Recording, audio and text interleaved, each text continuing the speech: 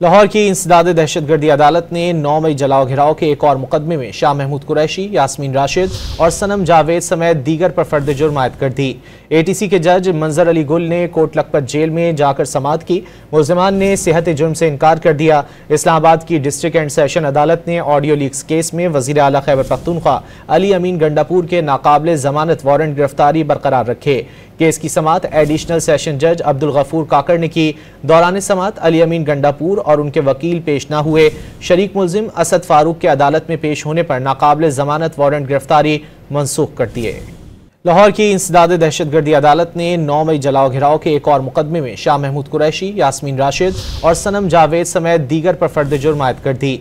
ATC के जज मंजर अली गुल ने कोट लखपत जेल में जाकर समाअत की। मुल्जिमान ने सेहत जुर्म से इनकार कर दिया। इस्लामाबाद की डिस्ट्रिक्ट एंड सेशन अदालत ने ऑडियो लीक्स केस में वजीर आला खैबर पख्तूनख्वा अली अमीन गंडापुर के नाकाबिले जमानत वारंट गिरफ्तारी बरकरार रखे।